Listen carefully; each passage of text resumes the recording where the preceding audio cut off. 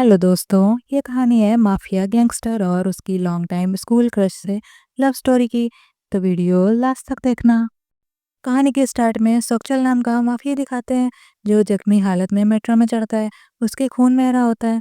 वहीं उधर bus station में हमारी फीमेल लीड मियोंग उसका वेट कर रही होती है। तभी सोक्चल आता है और उसे बस में ड्रॉप करता है और बाय बोल के अलविदा कहने वाला होता है कि अचानक एक आदमी उसको आके चाकू से मार देता है। सोक्चल गिर जाता है। उसे गिरा देख के मियोंग चिल्लाती है। सोक्चल सोचता है वो ये एक्सपेक्ट कर ही रहा था कि उसके साथ कभी ना कभी तो ऐसा होगा ही, और वो पोएट और नॉवलिस्ट बनना चाहता था, मगर वो इस दलदल में कैसे आ फंसा ये उसे भी नहीं याद होता है। वे कहानी शुरू से शुरू में दिखाते हैं कि एक वेलफेयर सेंटर में एक पोएम लर्निंग की क्लास में सुखचल को बुलाते हैं पोएम सुनाने। जब वो अपनी पोएम सुनाता है तो सभी लोग हैरान होते हैं उसकी पोएम में खून खराबा और मारकाट सुन के। उनका तो मुंह खुला का खुला रह जाता है। फिर वो लोग ऑकवर्ड होकर जा उसकी तारीफ करते हैं। टीचर भी उसकी तारीफ करता है। क्लास ओवर होते ही वो चला जाता है। लोग सामने तो उसकी पोएम की तारीफ करते हैं मगर पीठ पीछे उससे डरते हैं और बातें करते हैं कि ये बंदा बड़ा डरावना लगता है, टोटल माफिया है ये तो, और लोगों को मारने का काम करता है। उधर सक्चल को उसकी गैंग वाले उसके घर में हो रही मीटिंग में जाने को बोलते हैं कि पुलिस भी कहीं आ रही है और जिनसे लड़ाई हुई थी वो गुंडों का ग्रुप भी आएगा मैटर सुलझाने, तो जल्दी घर पहुंचे। एनवर्ड सक्चल घर जाता है। म्यूंग भी उसी वेलफेयर सेंटर में आती है अपना पियानो टीचर का इंटरव्यू देने। मगर जब वो अपना पियानो बजाती है तो उस जॉब के लिए सेलेक्ट हो जाती है। मगर फिर उसे पता चलता है कि उसे क्लास में 10-12 लोगों को सिखाना पड़ेगा, तो वो मना कर देती है जॉब एक्सेप्ट करने से। अपने बचपन के ट्रॉमा की वजह से वो ज़्यादा लोगों के सामने परफॉर्म नहीं कर सकती थी। सक्चल के पापा अपने ज़माने के जाने माने माफिया गैंगस्टर होते हैं, मगर अब वो रिटायर हो चुके हैं और उनका बेटा उनकी जगह काम करने लगा है। उनसे तो पुलिस भी डरती है और आगे सक्चल की दूसरे माफिया गैंग वालों से लड़ाई की वीडियो दिखाते हैं। तो वो पूछते हैं कि कहीं पब्लिक को चोटें तो नहीं आई। तो पुलिस वाले कहते हैं नहीं नहीं सर, अगर ऐसा होता तो कब का इन सबको अरेस्ट कर लेते। जब दूसरे गैंग वाले भी आ जाते हैं तो सक्चल के पापा उन दोनों माफिया गैंग के लीडर्स को खूब डांटते हैं और उन्हें फालतू में लड़ाई करके ट्रबल क्रिएट नहीं करनी चाहिए और शांति से भाई भाई बन के रहना चाहिए। फिर वो दोनों को एक दूसरे से माफी मांगने और हाथ मिला के कुछ अच्छे शब्द बोलने का ऑर्डर देते हैं।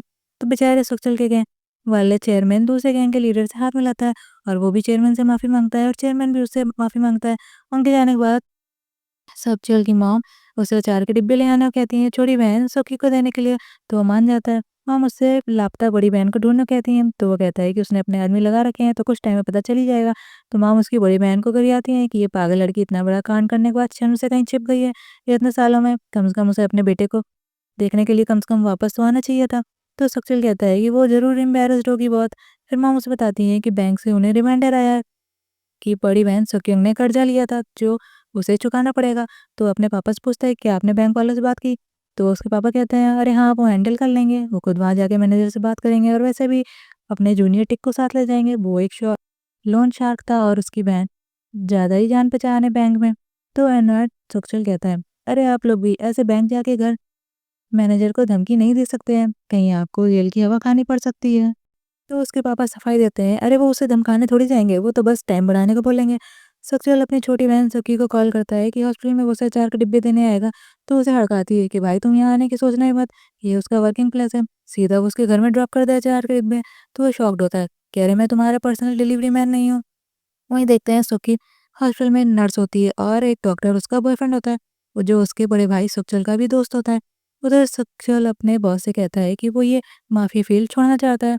तो वो सरप्राइज होता है कि ये कैसी बातें कर रहे हो, ये कोई नॉर्मल जॉब थोड़ी है जो तुम जब मन जाओ छोड़ दो। फिर वो सुखचल को एक आखिरी डील पे काम करने को कहता है कि ये करने के बाद वो सुखचल को चेयरमैन से कह के जाने देगा। वैसे भी उसे नई लाइफ स्टार्ट करने के लिए पैसों की तो जरूरत पड़ेगी, तो वो मान जाता है बस एक शर्त के साथ कि वो जरा भी वायलेंस नहीं करेगा। उधर सुखचल सखी को हॉस्पिटल में अचार के डिब्बे देने आता है, तो वो बहुत अनहड़ होती है कि वो अपनी फ्रेंड से मिलने जाने वाली है। तभी वहाँ मियोंग आती है, उसे देख के वो बहुत हैरान होता है, वो भी उसे देख के हैरान होती है। वो दोनों एक दूसरे को स्कूल टाइम से जानते हैं। तभी सुखी आती है, वही मियोंग की फ्रेंड होती है। फिर तीनों साथ में बातें करते हैं तो पता चलता है कि मियोंग क्लास 9th तक सक्चुअल और सखी के साथ सेम स्कूल में पढ़ी थी। सक्चुअल 1 साल सीनियर था उससे। मियोंग बताती है कि अभी वो अपनी मॉम के साथ पास में ही शिफ्ट हुई है। तो सखी बताती है कि मियोंग गाना बहुत मस्त गाती है और उसका एक यूट्यूब चैनल भी है। तो सक्चुअल को वो दिखाती है, तो वो देख के बहुत खुश होता है और जल्दी-जल्दी उसकी सारी वीडियोज़ लाइक करने लगता है, ये बोल के कि अरे अपनी फ्रेंड को सपोर्ट करो। तब वो लोग वापस जब कार में जा रहा होता है, तो वो बहुत खुश होता है कि इतने साल बाद मियोंग उसे अपनी क्रश जो मिल गई। वो पास्ट याद करता है। स्कूल में जब मियोंग उसे अपना गाना सुना रही थी, फिर उसके बाद वो उसे प्रपोज़ करती है और बुक देती है, तो सक्सेल भी उसको पसंद होती है और वो उसे लाइक यू बोल देता है, तो वो बहुत खुश होती है। फिर अचानक मियोंग स्कूल से चली जाती है, सक्सेल को बिना बताए। प्रेज़ेंट में घर में सक्सेल उसी की यूट्यूब वीडियो देख रहा होता है और स्माइल कर रहा होता है, तभी उसका भतीजा आता है सोने और वो पूछता है क्या उन्होंने उसकी मॉम को ढूँढा अभी तक?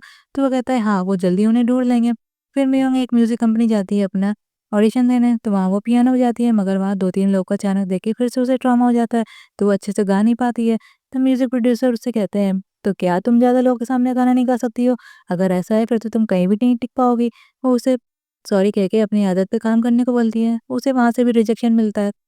उधर सक्चुअल हॉस्पिटल जाके अपनी बहन से मियोंग का नंबर माँगता है, तो वो कहता है कि वाह! तुम्हें क्या ज़रूरत है उसके नंबर की? वो बहाना देता है कि बहुत साल बाद मिले हैं, तो वो कैच अप करना चाहता है।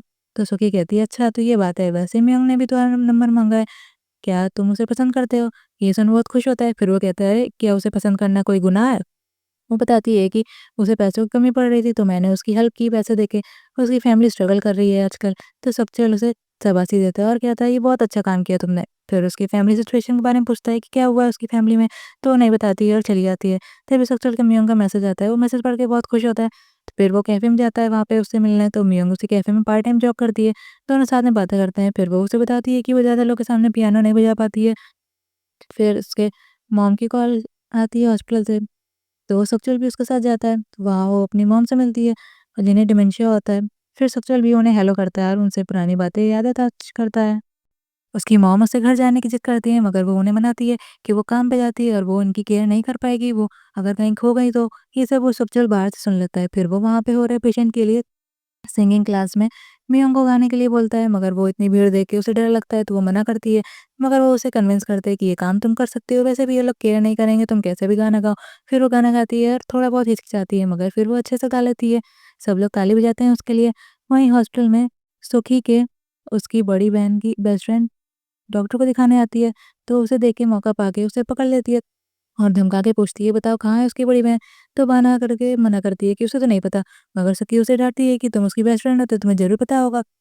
फिर वो ऑकवर्ड होके बता देती है कि कहाँ मिलेगी उसकी बड़ी बहन। वो पता चलते ही सुखी सुखचुल को कॉल में बताती है कि और दोनों जुआ के अड्डे पे पहुँच जाते हैं।